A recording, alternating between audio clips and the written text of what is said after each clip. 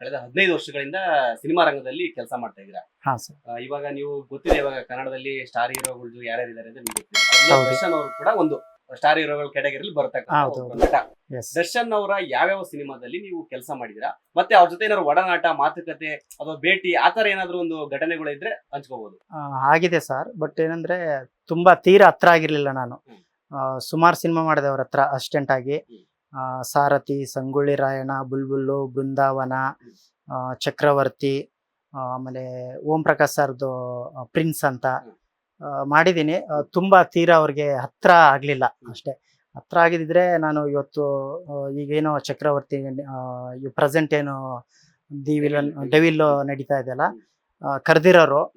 But ನೋಡ್ಬೇಕು ಮುಂದೆ. ಇನ್ನೊಂದು ನಮ್ಮ ನಟ ಅಂದ್ರೆ ಅಗಲಿದ ನಟ ಅಂತಂದ್ರೆ ಅಪ್ಪು, ಪವರ್ ಸ್ಟಾರ್ ಪುನೀತ್ ರಾಜ್ಕುಮಾರ್.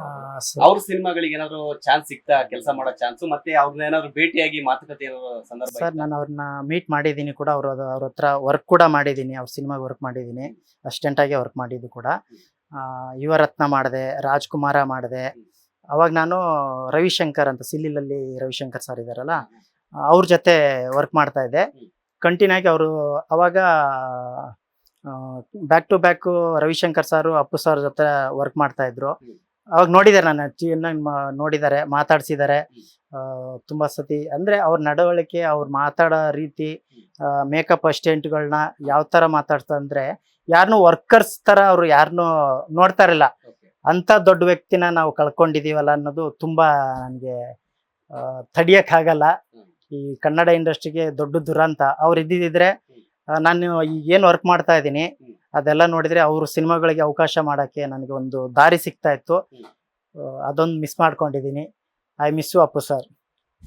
ಇನ್ನೊಂದೇನಂದ್ರೆ, ನೀವೊಂದು ಮಾತಾಡೋದು ನೋಡಿದ್ರೆ ಅಪ್ಪು ಅವರ ಅಭಿಮಾನಿನೇ ಕೂಡ ನಿಜ ಸರ್. ಅವ್ರದ್ದು ಅಪ್ಪು ಸರ್ದು ಇದೆ, ಅವ್ರ ತಂದೆದು ಕೂಡ ಇದೆ, ಅವ್ರ ಜೊತೆಗೆ ಫೋಟೋ ಕೂಡ ಇದೆ. ನಾನು ದೊಡ್ಡ ಫ್ರೇಮ್ ಮಾಡಿ ಇಟ್ಕೊಂಡಿದ್ದೀನಿ ಅಲ್ಲಿ.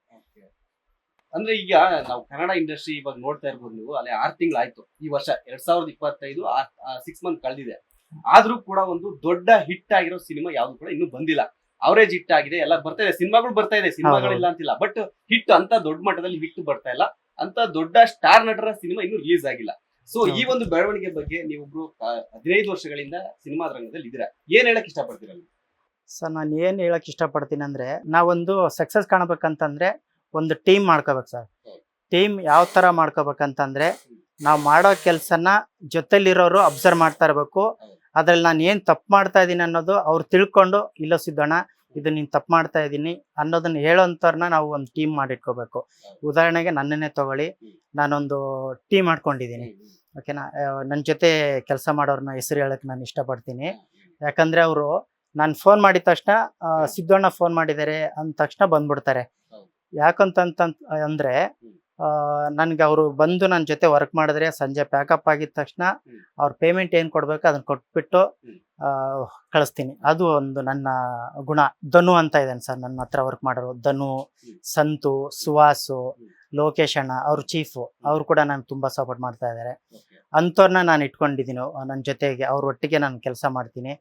ಅವರು ನಾನು ಏನೇ ಕೆಲಸ ಮಾಡೋದು ತಪ್ಪು ಮಾಡಿದ್ರು, ಇಲ್ಲ ಸಿದ್ದು ನೀನ್ ಈ ತರ ತಪ್ಪು ಮಾಡ್ತಾ ಇದೀಯಾ, ಅದು ಪಾಪ ಬೇರೆ ಸಿನಿಮಾ ಒಪ್ಕೊಂಡಿದ್ರೆ ಅದನ್ನ ನೀನು ಒಪ್ಕೋಬೇಡ. ಯಾಕಂದ್ರೆ ಅವ್ರು ಒಪ್ಕೊಂಡಿರೋಂಥ ಸಿನಿಮಾ ಅವ್ರಿಗೆ ಬಿಟ್ಬಿಡು.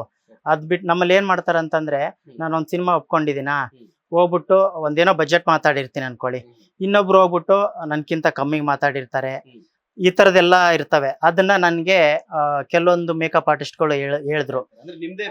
ಹೌದು, ಯಾಕಂದ್ರೆ ಕಾಂಪಿಟೇಷನ್ ಅನ್ನೋದು ತುಂಬಾ ಇಂಪಾರ್ಟೆಂಟ್. ಯಾಕಂದ್ರೆ ನಾವು ಯಾರಿಗೂ ನಮ್ಮ ಕಾಂಪಿಟೇಷನ್ ನಾವು ಕೆಲ್ಸದ ಮುಖಾಂತರ ತೋರ್ಸ್ಬೇಕು ಹೊರತು ಬಿಸ್ನೆಸ್ ಅಲ್ಲಿ ತೋರ್ಸ್ಕೋಬಾರ್ದು. ಅದು ನಮ್ಗೆ ತುಂಬಾ ಹೊಡ್ತಾ ಬೀಳುತ್ತೆ. ಹಂಗಾಗಿ ನಾವು ಈಗ ಒಂದು ಸಬ್ಜೆಕ್ಟ್ ಮಾಡ್ತಾ ಇದೀವಿ ಅಂತಂದ್ರೆ, ಹೀರೋಗಳು ಅಷ್ಟೇನೆ ಯಾವ್ದಾದ್ರು ಒಂದು ಸಿನಿಮಾ ಆಯ್ಕೆ ಮಾಡ್ಕೋಬೇಕಂದ್ರೆ ಮೇನ್ ಕತೆ ಇಂಪಾರ್ಟೆಂಟ್ ಆಗುತ್ತೆ ಸರ್.